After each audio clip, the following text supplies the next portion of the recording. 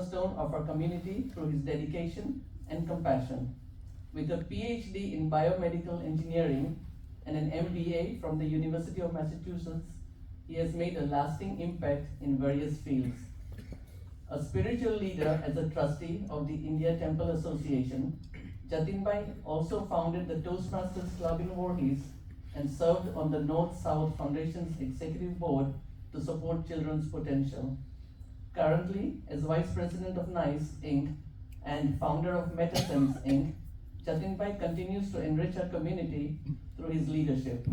He has served as the director of the Voorhees Economic Development Board and is a board member of the Voorhees Cultural and Diversity Committees. Never knew there were so many committees. Jatinbhai's true joy, however, lies in giving back. A devoted volunteer, he coordinates regional efforts and shares his spiritual knowledge of the Hindu Sanatana Dharma through lectures at local mandirs. He also contributes his time to various temples. Jatinbhai's life is a testament to the power of education, service, and community, inspiring us all to make a meaningful difference. Welcome, Jatinbhai. Every Saturday is doing service to the member for the whole.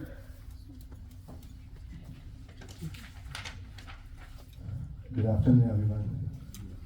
Thank you, Pansule, Dayabai, and many of my elderly friends, respected adults, and my friends over here.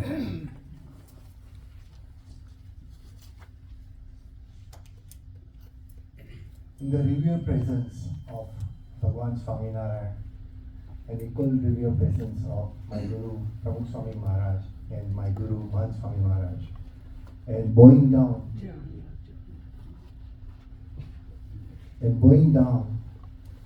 the Paramatma residing in our Atma, I embark my discussion with you of the topic which was suggested by Bhartiben and your committee, is that how to live memorable life after 60. And this seems to be a very pertinent to this particular committee or meeting. And many of us, and almost every one of you have heard of 60 is a landmark of life. Why 60? Anybody guess? Why 60 we call, in our Hinduism, in Sanatana Dharma, we call Sashti Purti. Why the 60 is a very magic number? It says in English, life begins at 40, but the better life begins at 60. Why 60? Because No tension. No, children right. are grown, you are in the retirement age, Tension free life. something meaningless, right? That's what our general knowledge is. Let me dig you to the little bit of our Sanatana Dharma. In a Kal Chakra, now we are in a Kali Yuga. In our Vedic science process, the human life is expected to last close to 120 years. You'll be surprised, but that's a fact. So when you reach 60 is midpoint of your life, or our life. When you turn 60, we gain lots and lots of experiences. When we turn 60, we get lots and lots of wisdom. We turn 60, we have worked hard going towards the journey to make our life good, better, and best. When we turn 60, we think that it's time to replace our knees and elbows and shoulders. When we see 60, we try to think, oh, we have worked too hard. When we turn 60, we live in a paradox and we count more number of tablets than counting our own friends. When we turn 60, we think we have lived enough. When we turn 60, we look at the horizon and we think, in my times. When we look 60, we think about our grandkids and try to see that, wow, that's a real joy and love to play with them. In real sense, if you see that in our Kundalini astral chart, we have 12 counts, 12 boxes. And if you look at in a Chinese theory, there are 12 zodiac signs. Correct? There are 12 zodiac signs. And you will be surprised to know that when the 12 zodiac signs, convert them 5 times, 12 times 5, 60. Whatever our birth chart is there, it tried to come to the same chart at the age of 60. Oh, yeah. So 60 is a very, very magic number. Astrologically, how many times we must have seen our palm, our astrological chart, and we must have seen at least once or twice when our child is get born or we get married. And at 60, we see that our spouses are losing their health or we lose spouses. We have a lot of sorrow inside at 60. We need someone to share our love. We need someone to share our life. And we need something to go beyond 60.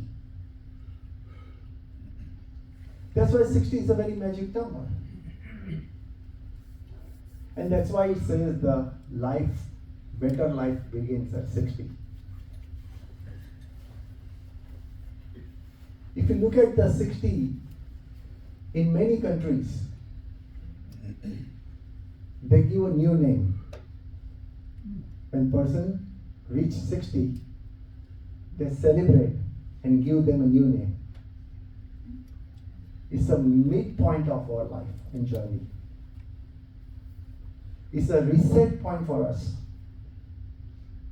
What we have run hard, fast, furiously to achieve our life dreams, we come to a stop at 60. And the journey goes not to look forward, the journey goes looking backward from 60 onwards. You may be surprised at why I am saying that Vedic science has life of 120 years. Anybody guess how many people are alive today in the world with an age at least 100? Any guess? 1 million people. 1 million people above age 100 right now living in the world.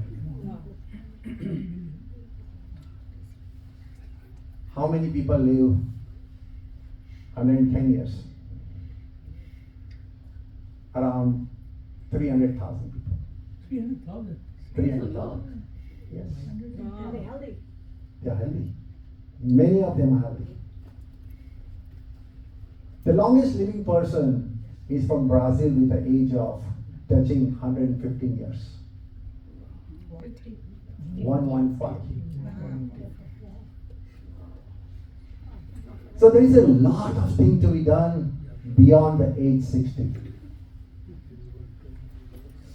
There are 1.4 billion people in the world today alive with an age above 60. In the United States itself, there are 400,000 Indian. How many? 400,000 Indian family, Indian origin, are about 60. So, it is not a small community. there is a huge community. There is not a pond, there is an ocean of people. More than 1 billion people like you and me who are closing 60 and running beyond 60. So it's time to re-energize ourselves. Try to reset life beyond 60. Not to think that, okay, we are tired, we have done enough. No, it's a reset time. What we have learned up to 60 is time to utilize. Look at this organization. This organization has a 935 members, 2 members elected today, right? 935 to be precisely. And each and every one of us, or even you, have more than 30 to 35 years of experience. Many of you are physicians, many of you are nuclear scientists, many of you are engineers, break a bridge, many of you have been accountant, many have done businesses, many of you have done housewife, many have done various type of cookings, many of you have raised kids and grandkids. 30 to 35 years of experience multiplied approximately as 1,000 people. In this organization, we have a 30,000 years of combined experience. It's just a pure math. It's not just a math, it's just a reality and facts which lies in front of us. What people cannot do with 30,000 years of experience. We all carry our Sanatan Dharma blood and DNA. I don't think so anyone in this room is born in the United States. Every one of us born in India, first generation. We all carry our DNAs right ingrained with 4 Vedas, 108 Upanishads, 18 Puranas, Ramayana and Mahabharata. And we generally try to loosely forget a lot of things. It's very easy because we all surrounded with a green dollar. That's why I came, that's why most of us came. So we forget about our own origin. We forget about our own DNA. Each and every blood cell of ours has a DNA which says that we carry a blood, we carry a something which we can impart to the world, which is most powerful than anybody on earth can provide. Let me go back to the history, probably 100 years ago.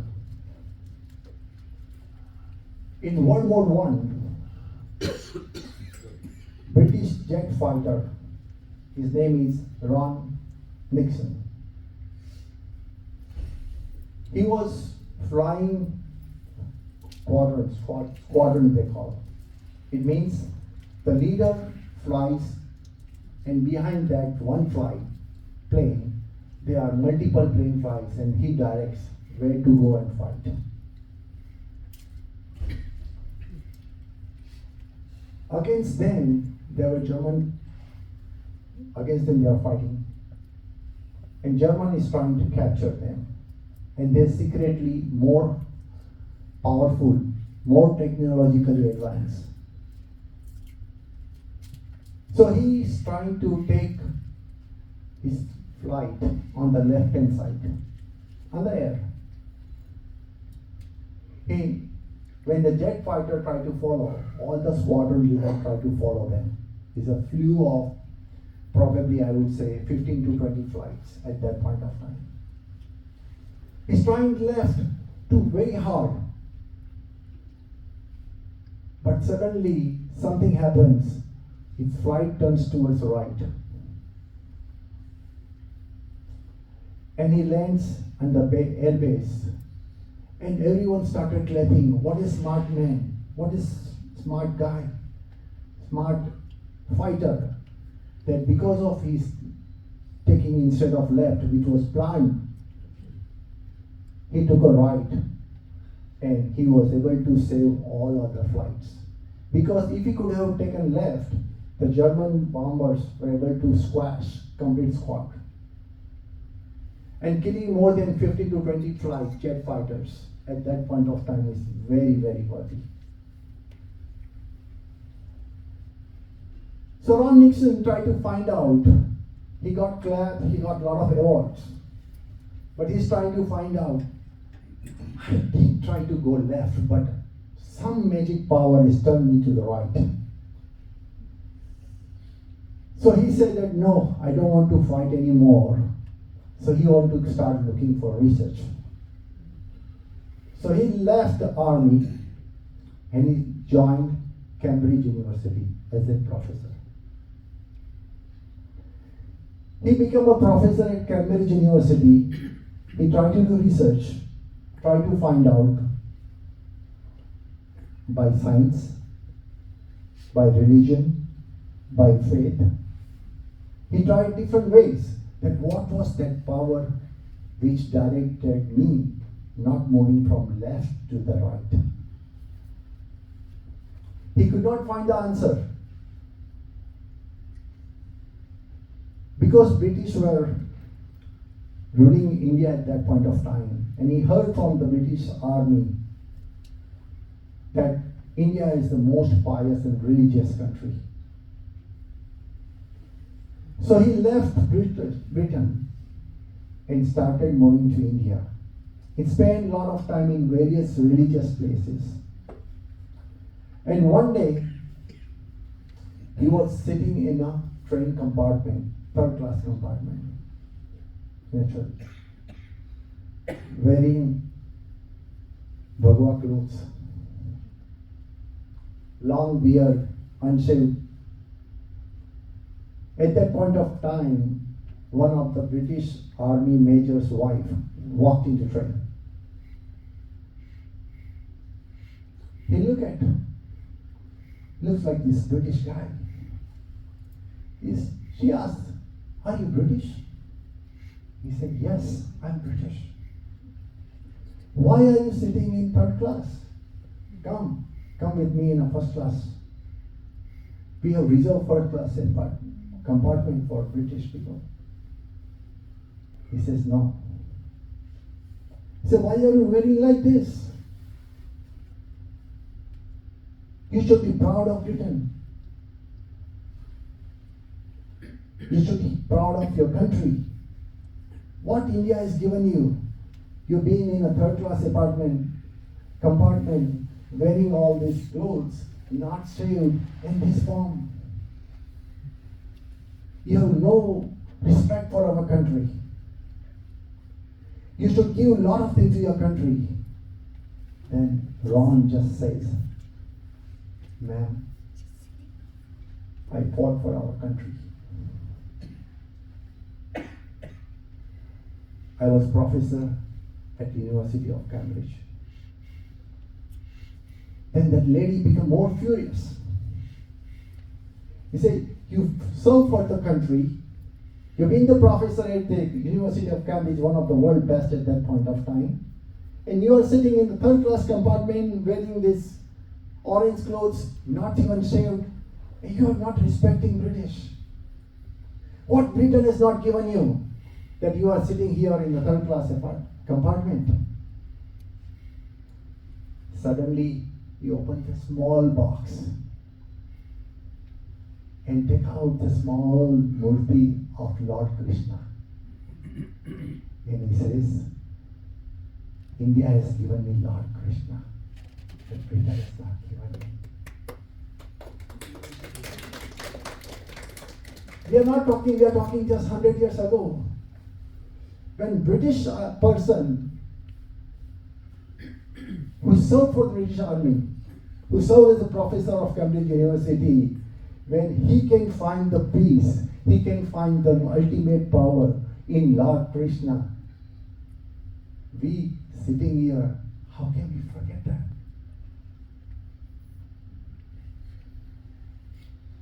Because we have been taught to be imperfect. We lose ourselves from our roots. It's been far-fetched. We removed out of it systematically, purposefully, with intentions.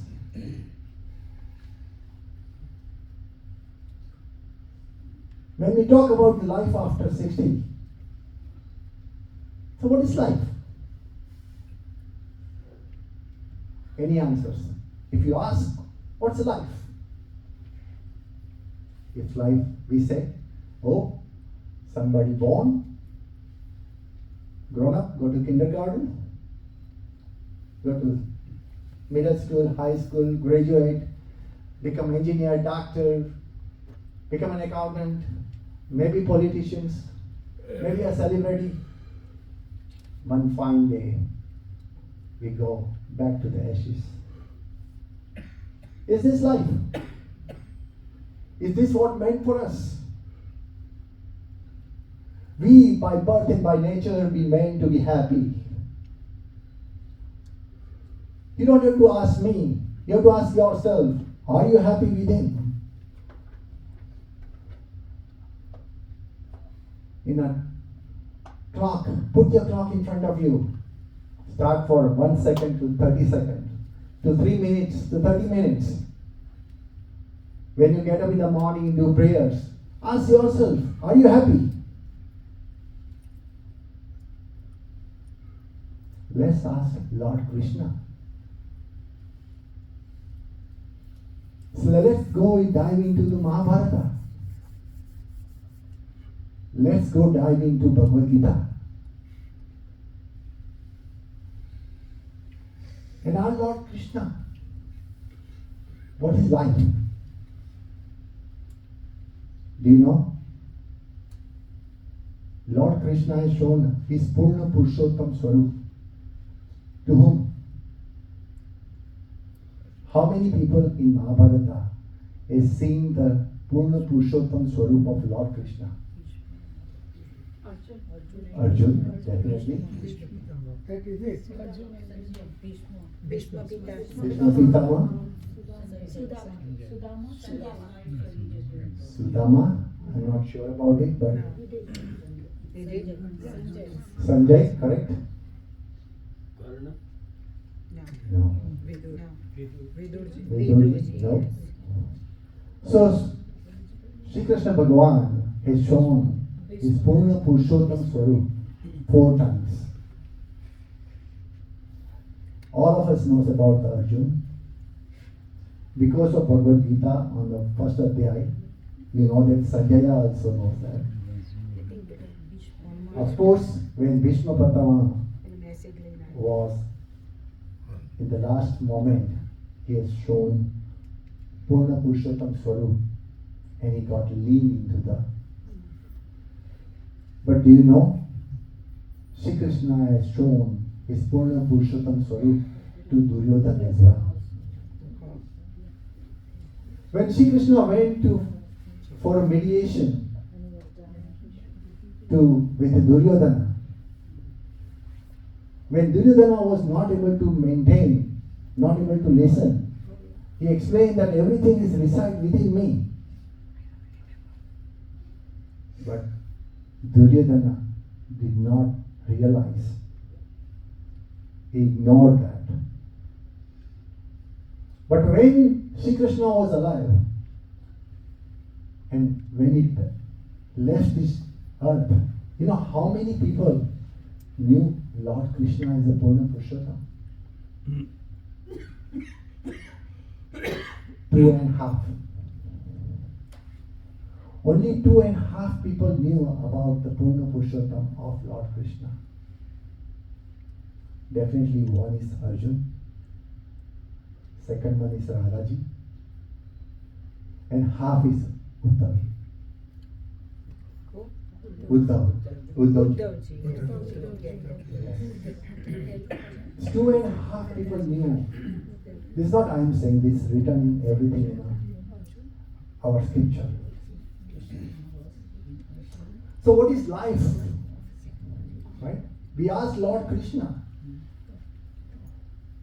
So we have to go and ask ourselves by reading Bhagavad Gita. And what Lord Krishna will tell us. Forget about everything. Just come to my Shana. Just come to me. Because intellect, what we possess, does not allow us to be with God. Our intellect always turned off differently. Why it is so? It's a very human nature. We all heard of Alexander the Great. He was one of the youngest warrior in the history of human life, where he conquered the world in 12 years. Who is the king who conquered the world in the 12 years? In history of human life, none. When King Philip II was assassinated and he was thrown as a king of Macedonia at the age of 20. And he was a very smart man. And how smart he was. He captured Greek, consolidated Romania and so many other countries in Europe. Then he captured Egypt. You know how he captured Egypt and what he did? His strategy, he had approximately 47 to 50,000 army. Every country goes and travel. He had all our young people. He gets married to a young woman in that country, half of them. So in Egypt, half of his army get married to the Egyptian women. Not only anybody women, the women who has brothers. And that brothers, they recruit him in the army. So half people stays in the country, runs the country, rules the country as per his rules and regulations. And remaining half as the brothers, he take them and fight another country. Because they are brother and sister, he said, my sister is, I have to fight more and more. So he captured several countries and ultimately he comes to India. You know, the various fight with the Porus. He suddenly find during that time Takshashila. Everyone heard of Takshashila, right? In the Takshashila, he finds that some of the sages revolting against him. So surrounding his army, he takes in, he comes to them. And he says that if you don't answer my question right, I'm going to kill you. I'm going to remove your head from your body. These are, just now we saw the ceremony of Kumbh Mela where nobody noticed in the media.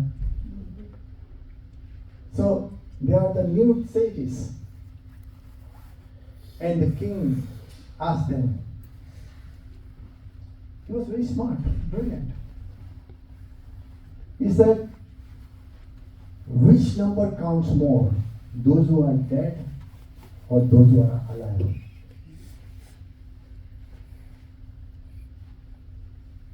So the sage replies, what do you think? Dead. They replied, dead doesn't count. The people who are alive are more. So he got shocked. He asked second question. What is more on earth? Water or earth? Land. What we learned in our geography? Water is 2/3, right? The sage replied, water is supported by land. So land is more than the water. I'm not giving the trickling answers. These are the real answers you can still find when you go back to Macedonia library and interpret it in English. You'll find these answers again.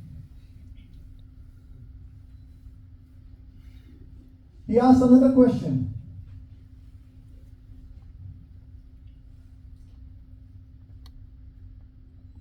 Who is the monster? Who is the most monster in the world? The sage replied, the person standing in front of me. Yes. How could I be immortal? The sage replied, you do something which no one can do that. No human can do it. Then you become immortal. So how you can be immortal? How nobody can do that? And then he said, that just like you become a god. And God only can be God. He asked another question. Which came first, day or night? Sage replied, half a night and full day.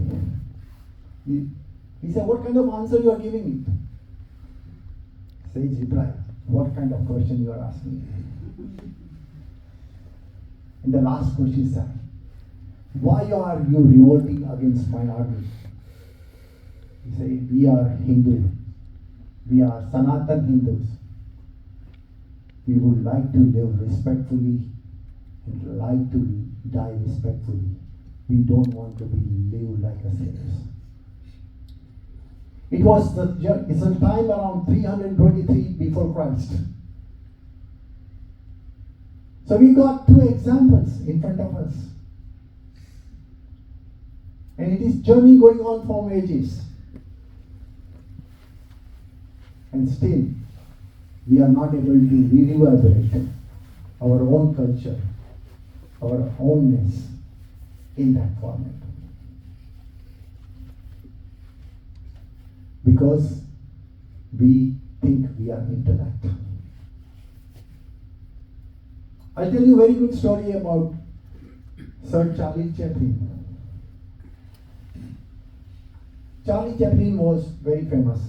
He passed away on 25th December 1977. He was so famous that there was always some function. It's called the look-alike contest. Like in India, we used to have like look-alike Amitabh Bachchan, look-alike Sachin Tendulkar. During that time, there was a look-alike. There were 125 contestants in Germany. And he said, let me take part into the contest. So he goes and takes part in the contest. And judges started evaluating each one's talent. And he was ranked number 7. Charlie Chaplin, Sir Charlie Chaplin himself was ranked 7. But he said very good thing afterwards. He said, because of intellect of judges, I rank number 7. But because of my own faith, I rank number 1. Because I am myself Sir Charlie Chaplin. So mind makes moving around, and we have to come back to our own faith. And we have to change and challenge our intellect. So when at 60, we have to intellect. We have to check our intellect. We have to turn off something and turn on something.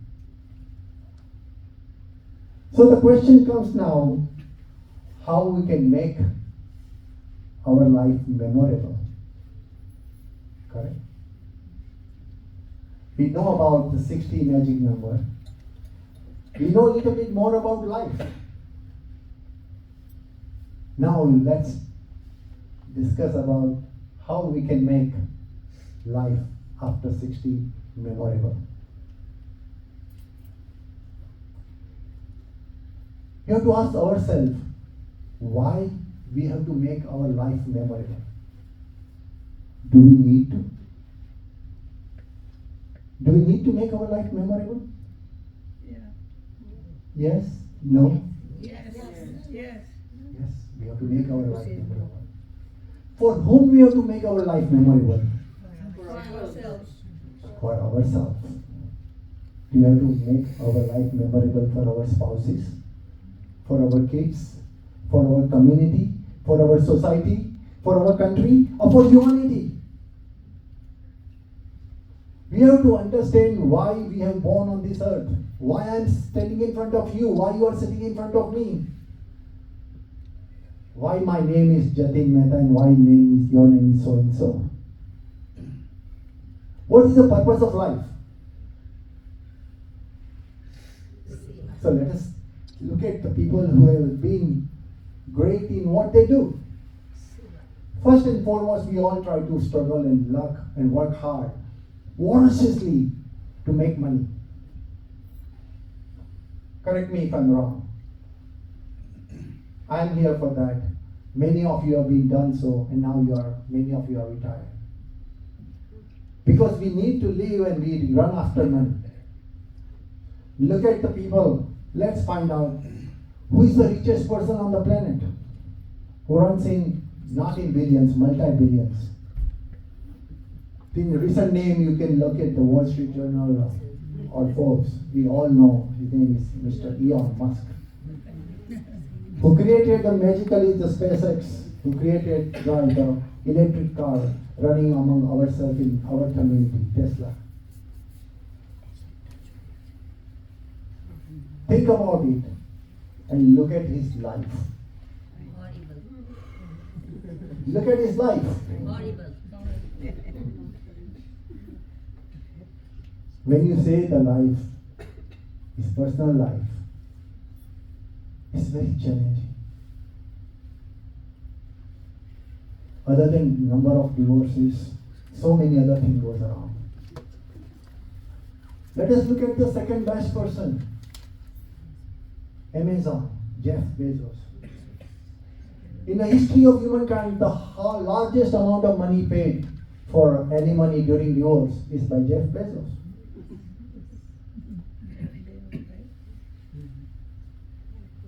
Still, we go in his personal life.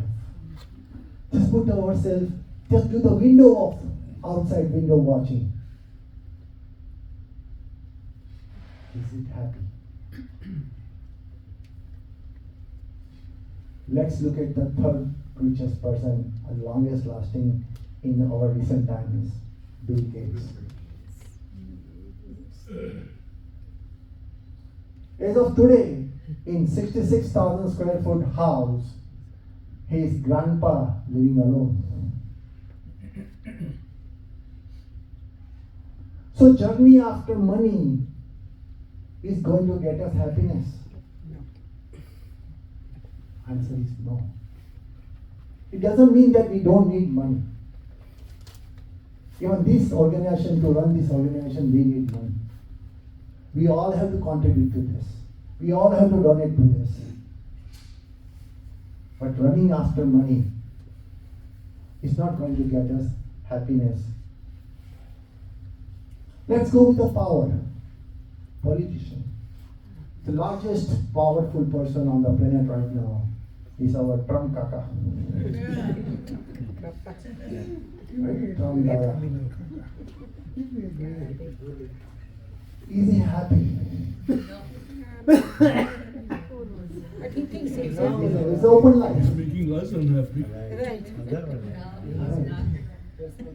Let's not look at on the Trump side. Let's look at on India side. Narendra Modi, right? Our beloved Prime Minister Narendra Modi. He's happy. We think that he's happy. Yes. Yes. Yes, correct. But in our recent interview, he said that I am getting lot of publicity, I am getting lot of things done, but I don't have a single friend in my life who can call me Narendra or Narya. Very.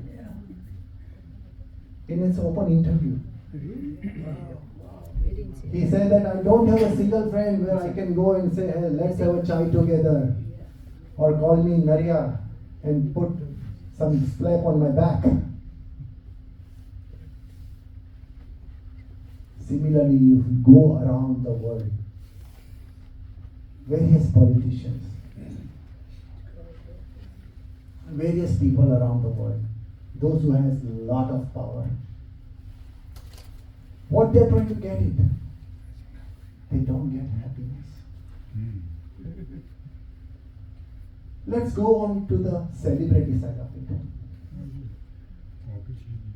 One of the best celebrity in our recent time is none other than Michael Jackson. All of you must have heard of Michael Jackson. And prior to that was Elvis Presley. What happened to them? When Michael Jackson passed away, in autopsy report, they found nothing but the drug, sleeping pills. His own people, his own family member, none without the friend. He felt a vacuum in his life at the peak of that career, and continued to be vacuum because of loneliness. So money doesn't make us happy. Power doesn't make us happy. Being a celebrity does not make us happy. So let's look at the education. There's an organization called ISKCON. How many of you are familiar with ISKCON? Many of you. Few years back, ISKCON conducted a study consolidating a lot of Nobel laureates. Nobel laureates, those who are the highest in education awards. As of right now, 926 Nobel Prizes given to individuals, and 28 organizations received the Nobel Prize in various physics, chemistry, medicine, economics, peace. So they collected almost like 52 plus Nobel laureates. And they asked them, are you happy, guys? And none of them raised their hand. In fact, they say we are in a tremendous pressure. Many of scientists commit suicide just by sheer pressure. Just maintaining the Nobel laureates accolade, going out and managing that part, and continue to be the pioneer in that field, continue to be in that level, is very tough.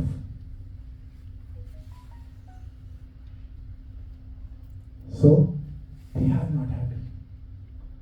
I want to bring back to our Upanishad.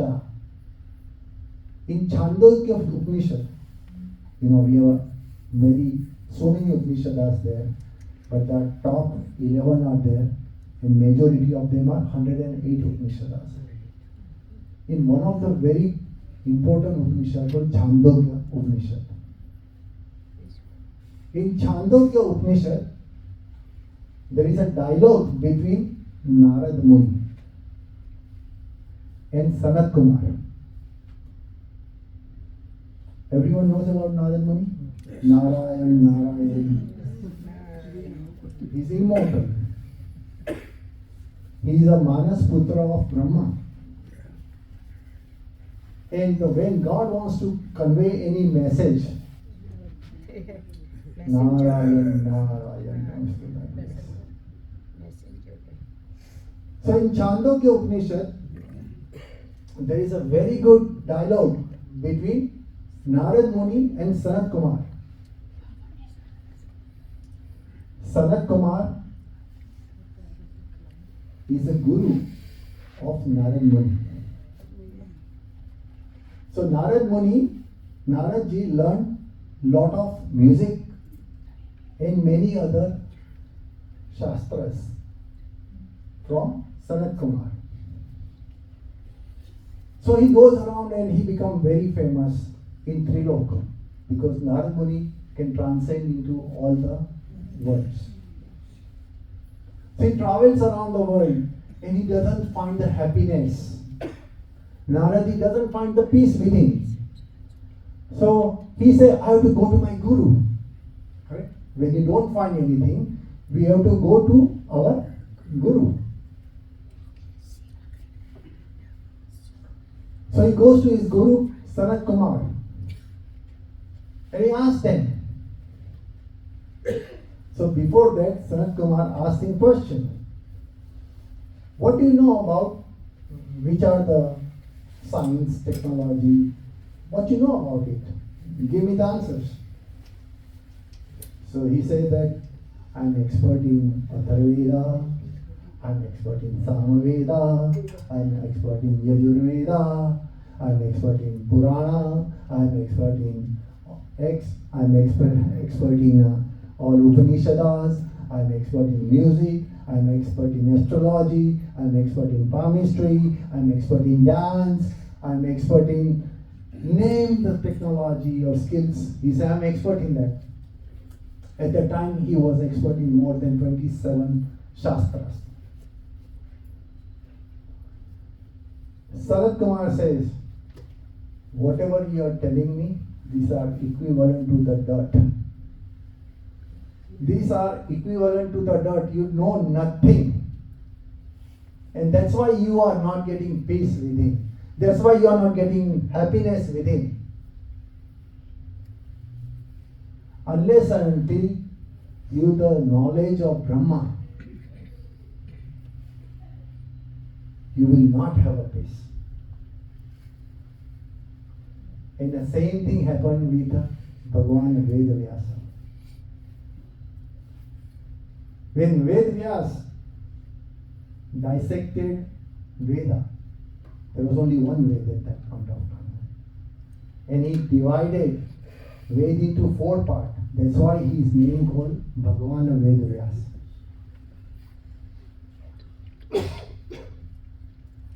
So he was not getting the peace. So at that point of time he went to Narada. And that I'm not getting peace. I have written a lot of Ityasa, I have done a lot of Upanishads, I have done a lot of Vedas. But I'm not getting peace and happiness. And that's why Narad Muni told, because he's been taught by Sanat Kumar when he was not having peace, that you should know, learn, write, cite about the Pragat at that point of time.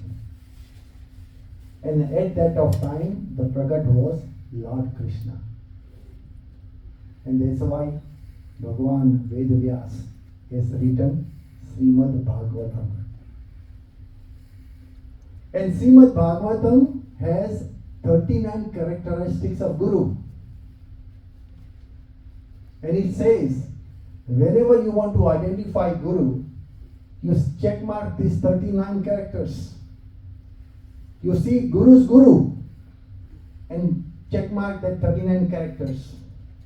And you follow Guru's disciple and check mark that 39 characteristics. When all 39 characteristics among 3 generations fade, and that is a Guru you have to talk to. And Bhagavan Vedavyasa, he recites the story of Lord Krishna in Srimad Bhagavatam, and then he gets peace. And that's why his 18th Purana is Srimad Bhagavatam. So, question remains in front of us. What will make our life memorable with all these examples? At the age of 60, we look forward. Above 60, we have to look inward. We have to find out what we are, why we are, and how we are. We are able to men climb to the moon, men climb to the bottom of the ocean. But we are not able to look 1.5 inch inside our heart, where our Atma resides, where our Paramatma resides. It's a journey inwards. And when we make journey inwards, we become happy. So how to do that? To find Guru. And we have to follow the hands of Guru. Whoever we find, we can go to any temple, we can go to any organization, anybody whom you like, anybody whom you love, anybody who you have faith in that. Just follow. Don't allow our intellect to turn off and turn on. And that is the Guru we have to follow and follow. And that's journey inwards. And that will make our life memorable.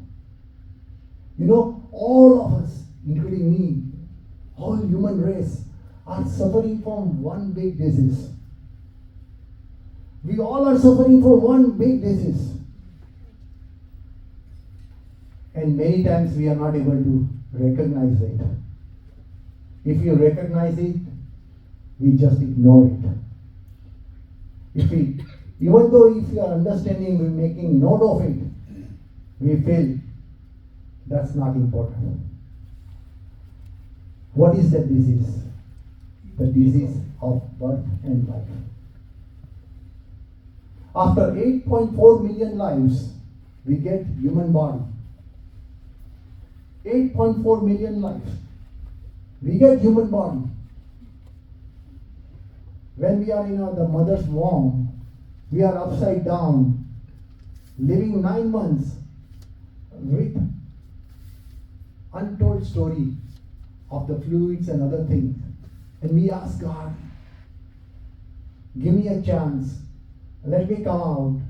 I will pray you, I will find my own soul. I will pray you and I will get salvation.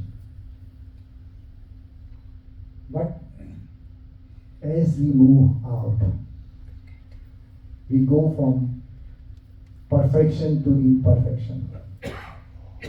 We forget about promise we made to God. We forget about who we are. We forget about how we are. And continuous journey towards nowhere land. And we continue to be from one body to another body to another body. Forever, ever, and ever. So it's a time for us to reflect back. Time to go just 1.5 inch inside. To make our own life memorable. That's the time. And that's how we make our life after 60 most memorable. My prayers, my love, and I need your blessing to pass that journey for me. And I pray that all of us will pass through that journey. Thank you so much. Jai Shri Krishna. Jai Hind. Jai Hind.